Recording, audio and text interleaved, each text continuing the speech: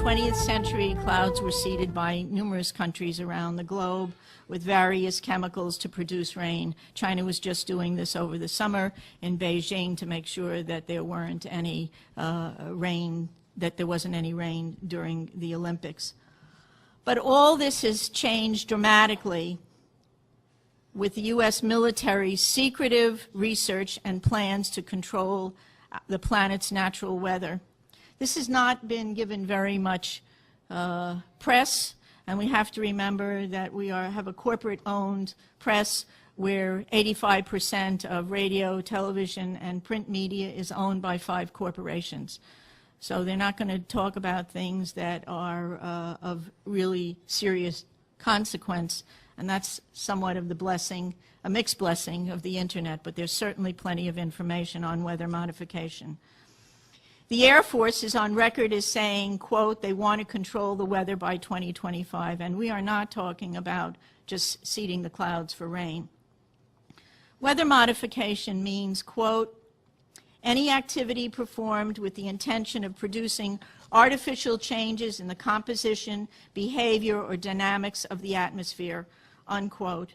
And as of April this year, there are more than 150 different weather modification programs around the world. Since about 2000, the Department of Defense and the Department of Energy have been spraying the entire United States sky with a toxic brew of chemicals and other biologic agents. Do we have that? Can we do that? Just want to show you something. We have 2 different kinds of trails in the sky right now. One are called contrails. How many of you know what contrails are? Contrails would have been around from the ends of planes since World War II. These are very, very short exhaust trails that usually evaporate within a few minutes. You just look up at the sky and you'll just see a jet, sometimes with 4 trails, but it evaporates pretty quickly. How many of you know what chemtrails are? Nobody. The military and some commercial planes are spraying us with what are called chemtrails. I want you to look at the, and oftentimes before there's a weather front, there are heavy assaults from these planes just before a weather front is changed and comes in. Military and some commercial jets have been fitted with huge barrels of at least 49 different kinds of documented chemical poisons.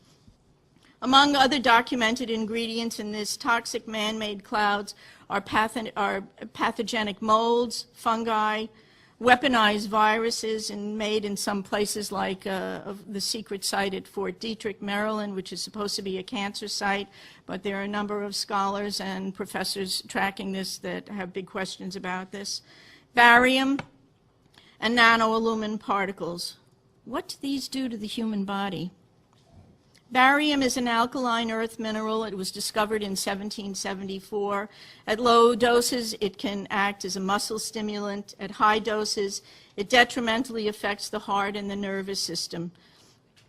Barium is toxic to all mammals, and that means not just humans. Aluminum, which is the most abundant metal in the Earth's crust, is known to diminish kidney function and destroy brain cells and cognitive function. Just think about it. Just between the aluminum and the mercury that we're breathing all the time, we've got already a serious issue about brain function and cognitive function. There is also documented evidence that the aluminum in chemtrails is released as nanoparticles, and that when they reach the Earth environment for wildlife, in lakes and streams, it's causing serious problems with wildlife there. Researchers are also finding that nanoparticles interfere with the growth of plants. Nanotechnology is totally unregulated. Just this past month, a new research report came out showing and documenting for the first time that these nanoparticles actually go through the skin. Well, if you breathe them, whether they go through the skin or whether you're inhaling them, it's still a problem, a serious problem.